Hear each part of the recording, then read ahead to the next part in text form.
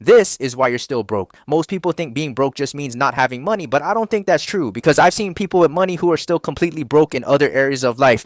Broken discipline, broken mindset, broken health, broken relationships, broken purpose. And I've also seen people who don't have much money at all, but they're rich in how they think, how they live, and how they carry themselves. So in this video, when I say broke, I don't just mean financially broke. I mean overall broken as a person. And I think there are a few major reasons why people stay stuck in that state. Let's get into it. One, you have to be rich as a person before you're rich financially. One of the biggest mistakes people make is chasing money before they become the type of person who can actually handle it. You don't just become rich randomly. You have to become the man first before you become the man with money. To me, being rich as a person means becoming well rounded in every area of your life: your physical health, your mental health, your emotional control, your discipline, your confidence, your communication skills, your life experiences, your purpose, your career direction, your ability to handle pressure, your ability to think long term instead of chasing instant gratification, even basic life skills most people ignore. The more you build yourself, the more valuable you become. Because money is not just about luck. Money is a reflection of value, and value comes from who you are, not just what you want. And the truth is, money doesn't make you disciplined. Money doesn't make you wise. Money doesn't give you morals. Money doesn't teach you emotional control. If you don't develop those things first, money can actually destroy you. But if you do develop them, money becomes something you can actually manage, grow, and multiply. So the goal isn't just to get money. The goal is to become someone who deserves it. Two, reprogram your beliefs about money. The second reason people stay broke is because they're operating on beliefs they never chose. A lot of what we believe about money comes from when we were kids. You grow up thinking your parents are always right.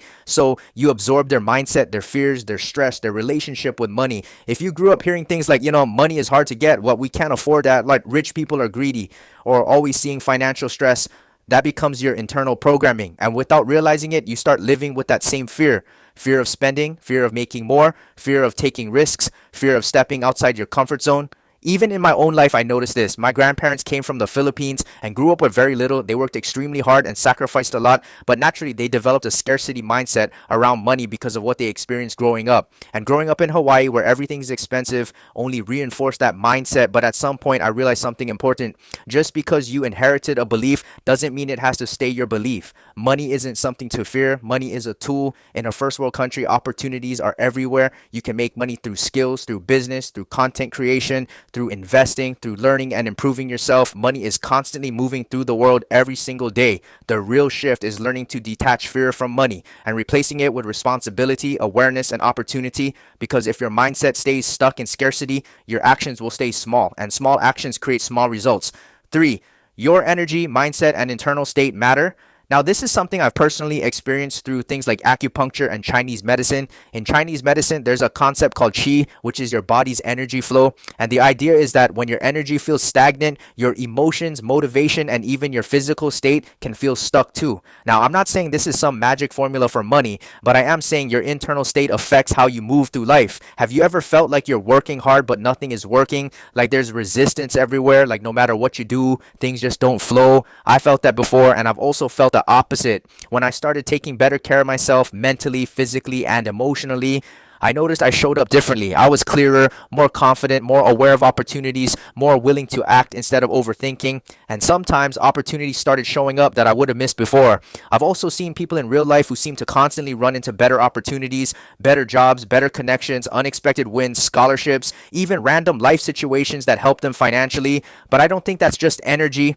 It's also preparation, awareness, and action. So the real truth is this: you still have to work, you still have to build skills, you still have to take action, but your internal state affects how consistently and effectively you do those things. If you're stressed, negative, distracted, or emotionally drained, you're less likely to notice opportunities or act on them. So work hard, but also work on yourself, because when your internal state improves, everything else becomes easier to navigate. Four, stop thinking manifestation alone will change your life. This is where a lot of people get stuck. They confuse manifestation with action. Some people think if they just visualize success, repeat affirmations, or think positive, their life will change automatically. But that's not how reality works. I've seen people say they're going to manifest success while working a part-time job, spending most of their free time scrolling TikTok and not actually changing anything in their daily habits, or people saying they want to be successful YouTubers, but they barely post, they don't improve their content, they don't learn new skills, and they still expect results. That's not manifestation, that's avoidance. Real manifestation is this: you have a vision, you believe it's possible, you stay mentally aligned, but then you back it up with action, daily action, learning, failing, adjusting, improving, showing up even when it's uncomfortable. Your mindset gives you direction, but your actions determine your results. You can't manifest a life you're not willing to work for. 5, nothing happens overnight. The last reason people stay broke is impatience. People expect results way too fast. They want money instantly, success instantly, recognition instantly. But real life doesn't work like that. In my own life, I've worked jobs paying $11 an hour at Taco Bell. I've done landscaping for years at around $13 an hour. I've worked warehouse jobs. I've done sports and training that didn't pay anything at all. And through all of it, I learned one thing: you have to show up regardless of the reward. That mindset carries into everything: YouTube, business, fitness, skills, life. Anything meaningful takes time. You're going to fail. You're going to restart. You're going to doubt yourself. But every phase is building something in you that success requires. Most people quit before they ever see results. Not because they weren't capable, but because they weren't patient enough to become capable. If you really want to change your life, stop chasing shortcuts. Start respecting the process, because the people who eventually win are usually the ones who kept going long after everyone else stopped. So when I say this is why you're still broke, I don't just mean money. I mean your mindset, your habits, your beliefs, your discipline, your emotional state, your patience, and your willingness to actually become the person your future requires. Because once you fix the internal, the external starts to follow, and that's what most people never understand.